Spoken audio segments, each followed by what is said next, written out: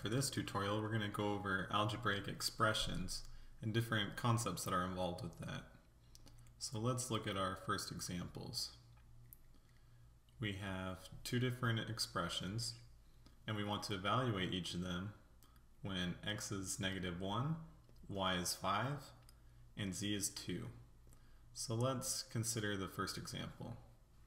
We have negative x times y plus 2x divided by z. In order to evaluate these, we're going to directly substitute our x, y, and z values into the expression. So we have a negative x, where x is -1,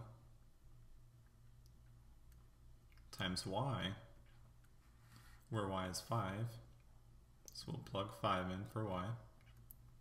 And then plus 2 times x, and again x is -1, and then divided by z, where z is 2. So now we've substituted the values in. Now we just need to do our order of operations in order to fully simplify this expression. So right now we don't have anything inside parentheses that we can do, but we do have multiplication and division. So let's do those. We have multiplication here. So we have a negative times a -1. So a negative times a negative would be a positive. So we have a positive 1 times 5. That'll leave us with 5. And then plus a 2 times a -1. So 2 times -1 is a -2. And then divide by 2. So now we have 5 minus 2 divided by 2. So with order of operations, we need to do the division first. So 2 divided by 2 is 1. And we still have the 5 minus. So we're left with 5 minus 1, which simplifies to be just 4. Now let's try example 2. We have negative the quantity x minus y squared plus 7z minus 4. So again, we want to plug in our x, y, and z values. So let's do that. We have negative in the quantity x minus y, where x is -1 and y is 5. And then that entire quantity is going to be squared. And then plus 7 times z, where z is 2, and then just minus 4. So now let's simplify this expression. So with order of operations, we're going to do what's inside the parentheses first. Now these brackets here also are considered parentheses.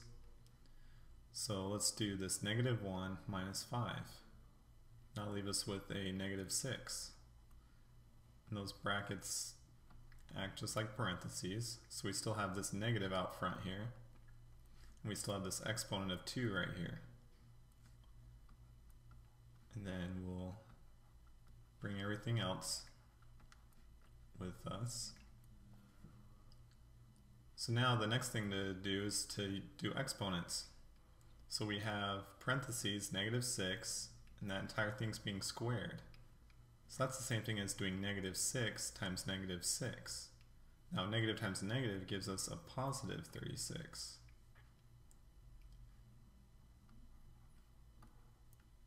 Now we still have this negative over here out front, because when we squared, we only squared what was inside the parentheses. So this was left alone, so we still need to bring it down with the 36 here. Now we'll bring everything else. Now 7 times 2, we could just simplify that to be 14, and then we still have minus 4. So now we have -36 plus 14 minus 4. Well, -36 plus 14 will be a -22, and then minus 4. So -22 minus 4 will ultimately simplify to be negative 26. So that's the simplified form for example 2 after we evaluate for x, y, and z values. Now let's try something a little bit different. So here we have algebraic expressions, but we're not evaluating them for specific values. We just want to simplify them and combine terms together that are alike. For example, we want to have all the a's and b's together eventually. So here at the start of example 3, we can see that all the a's and b's are not together. So let's simplify this expression and eventually do that. So here we have 3 times the quantity 2a minus b, and then plus 7b minus 1. So the first thing to do to simplify would be to work with the parentheses here. Now if you notice, we have a 3 times what's in the parentheses. So we could distribute this 3 to everything inside here. So when we do that, we have 3 times 2a, so that'll give us 6a, and then 3 times the negative b, so that'd be minus 3b. So now we've taken care of the parentheses here. Now we could just bring everything else with us. So plus 7b minus 1. So now from here, let's just combine terms that are alike. So 6a, we don't have any other a terms here, so it could just stay by itself. Now we have a negative 3b plus a 7b. Well, both of these terms have a b in them, so they could combine together. So negative 3 plus a 7 would give us a positive 4b. And then minus 1. So that's as simple as this expression can get, because the a can't combine with the b because they're not the same thing. They're not like terms. And the negative 1 can't combine with an a or b because it doesn't have an a or b.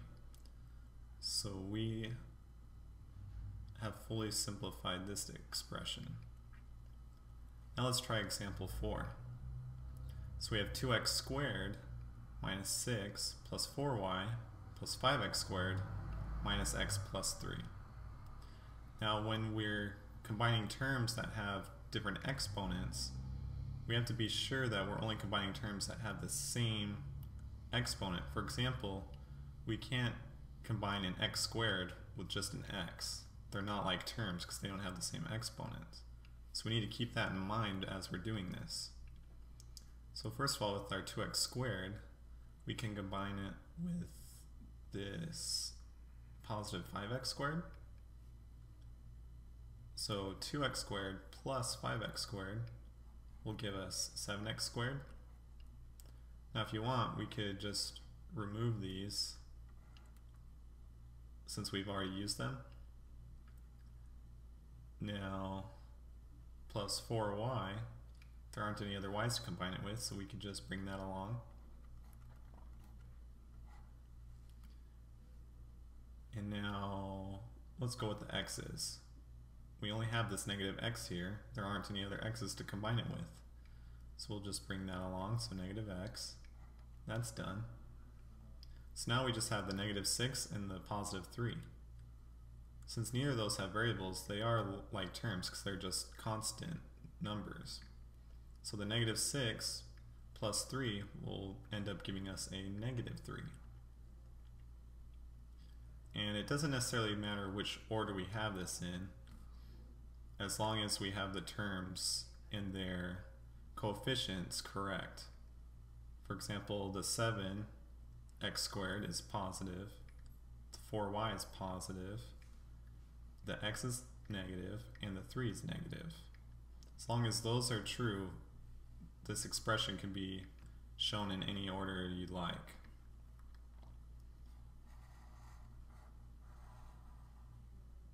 So now let's take a look at something different. So here we have a shape and we want to find its perimeter. Now in order to do that, we need to add up all of its sides together because that's how we find the perimeter of any object.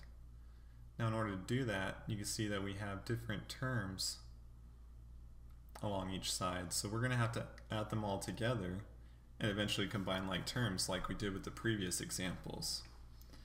So let's do that. Let's add all these sides together. So first we have our 3x plus 1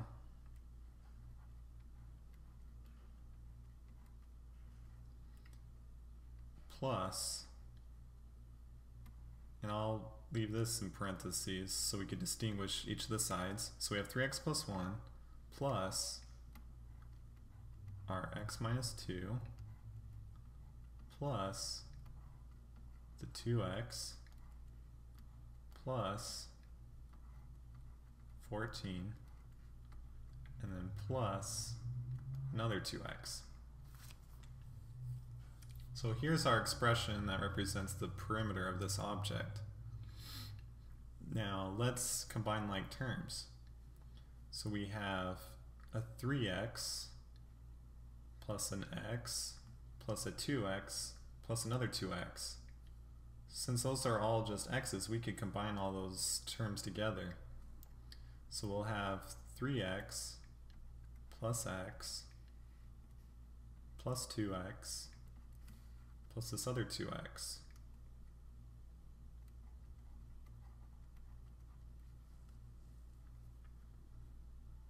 So we can get rid of those because we don't need them anymore. So 3x plus 1x is 4x, plus 2x is 6x, and then plus another 2x leaves us with 8x. Now we just need to combine our constants. So we have a positive 1, so positive 1, a negative 2, and then a positive 14. So now let's combine all those together. 1 minus 2 is a negative 1, plus 14 is a positive 13. So negative 1 plus 14 would be a positive 13. So we're left with a positive 8x and a positive 13. And we could combine those together to just be 8x plus 13. So that would be an expression for the perimeter of this figure.